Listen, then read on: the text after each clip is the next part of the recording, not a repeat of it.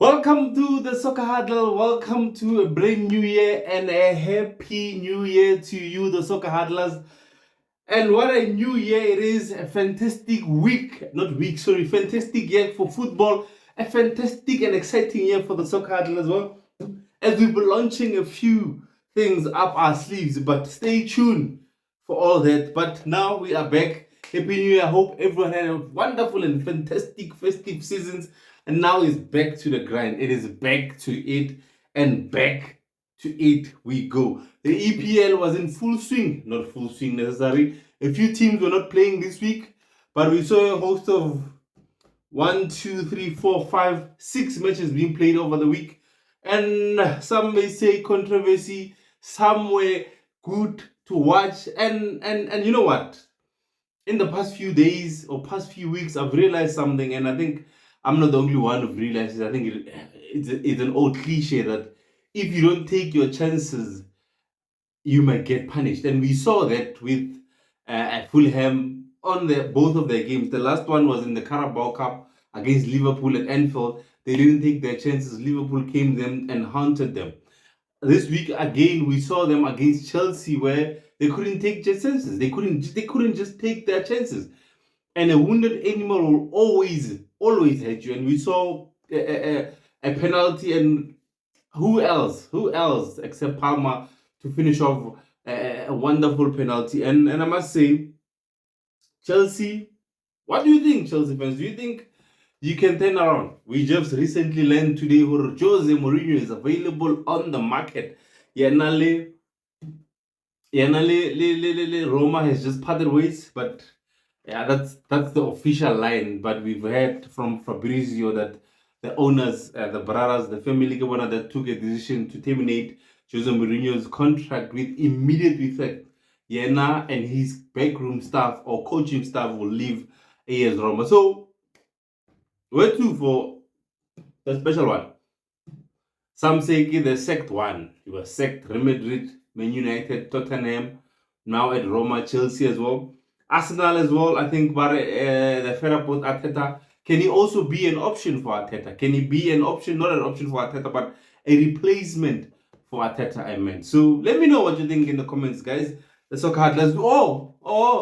My fellow Man United guys, do you want reunited to be? Do you want to be reunited with the special one, Jose Mourinho? Anyways, we are not there for that. Burnley versus Luton on Friday. We saw an exciting game of two halves for me, basically. And the first half, I think Luton looked bright. They looked bright in the first few minutes of the game, and I think Burnley got into the game and they eventually scored their goal. And again, question marks have to be raised again. VAR, for me, that was a blunt foul on the goalkeeper. It was a foul. You could see Adebayo standing in line of the keeper, who wanted to jump and go reach for the ball. Kasi Mamelodi, kasi Pretoria, para na ganda keeper. Ugandile keeper, straight forward, straight plus 2 beers. Ugandile keeper. Like, it's a blunt foul. It's a foul on the keeper. You are distracting the keeper on his movement to go and fight in the air for the ball. I think VAR got it wrong for me. Burnley, for me, were robbed.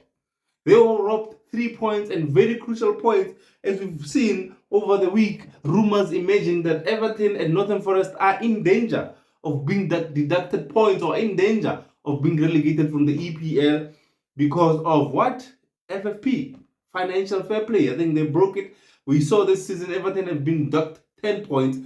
We think there's rumors that there will be an additional points or a straightforward relegation. But the question still arises. What about Manchester City? What about Chelsea?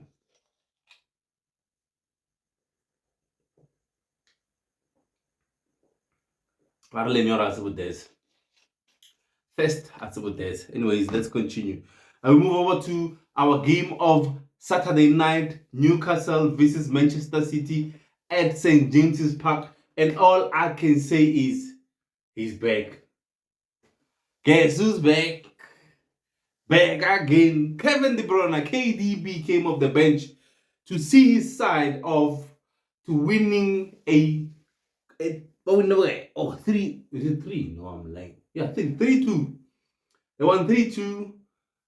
Last minute goal from the is it the debutant? I think he played in one of the leagues or Champions League, if I'm not mistaken, by the youngster Bobby. Is it Bobby or Bob? Sorry, Bob the Builder.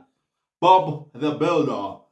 What a pass from Kevin De Bruyne. Obviously scored a goal and then an assist as well to help his side 3-2 win over Newcastle. And again, it's a game of two halves. I think, sometimes Eddie Hall, I don't understand how his mind works. I think for me, if you look at the whole game, when they were attacking City, they were actually hating City. They actually made City to make mistakes.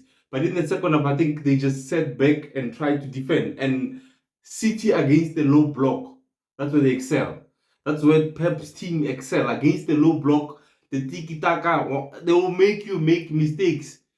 And they will open those spaces. And I think it was bad defending from Newcastle, giving KDB, giving Kevin De Bruyne, one of the best midfielders in the world, so much space in front of goal. I think it was a bad mistake. Whoever was supposed to track him, for me, gets 10 rounds. Good Jimmy next round. But well done to Manchester City. 3-2 winners on the night.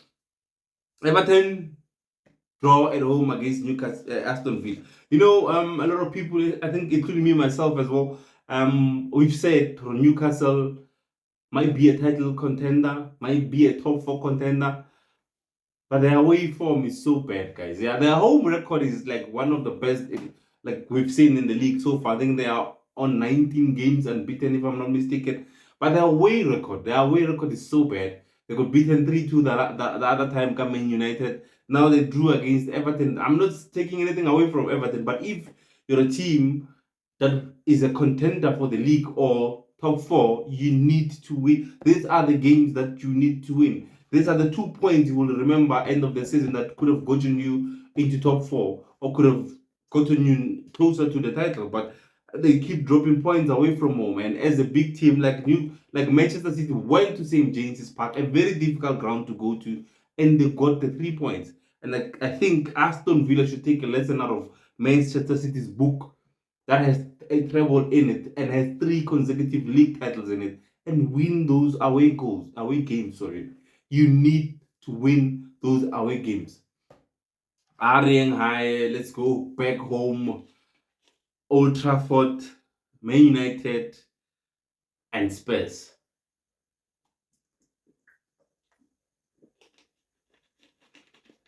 I'm deflated as a Man United fan. I don't know anymore what to say. Man United, honestly speaking. Spurs has like 5 players, 5 crucial starting players. They were out. 3 of them are out on international duty. The other 2 out got injury. But they still played Manchester United at the other park. They still were the better side on Sunday at Old Trafford. We had our squad. We had almost everyone back. I think only Shaw is injured and Mount. But Mount he hasn't done anything in a Man United shirt.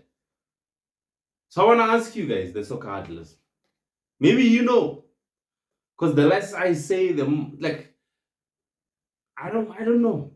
Let me know what you think is the problem. I was listening to a podcast earlier on this week, and they said the 2 biggest problems for Man United. 2 biggest problems, or 2 biggest players. Problem players. Wherever you want to put it. But Marcus Rashford and Bruno Fernandes. And I think maybe one day I'll do a video on why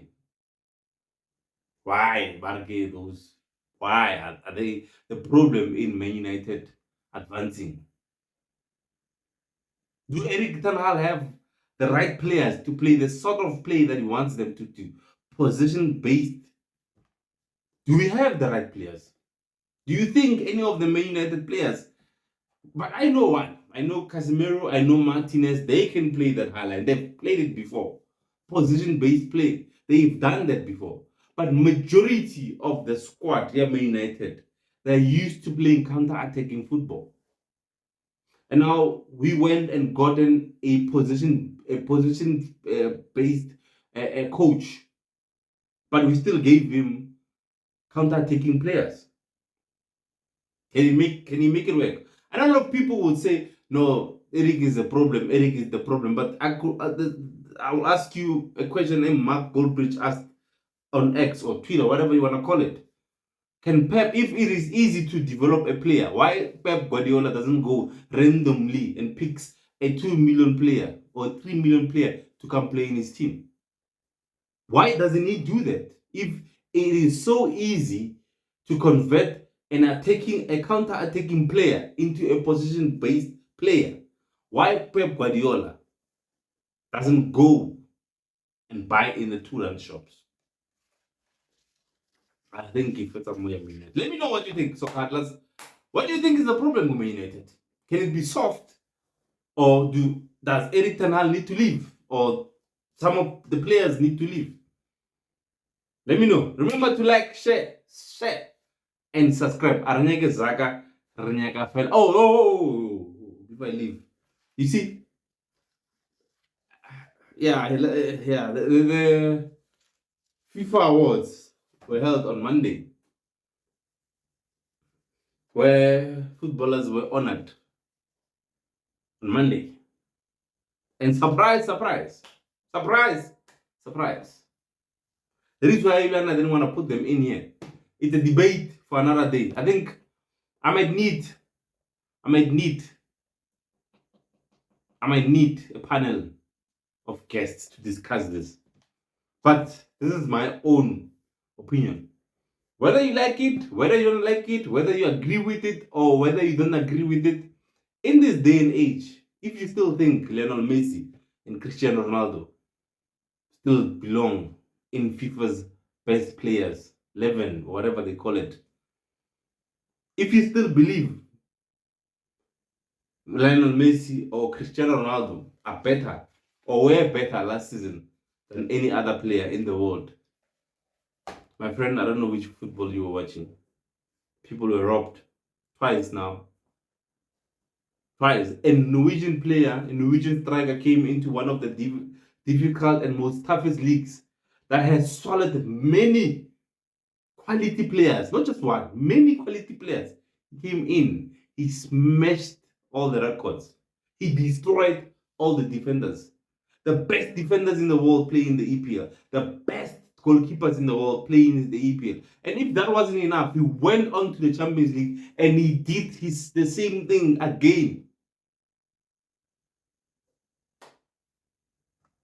Remember to like, share, and subscribe. Until we meet again. Ciao.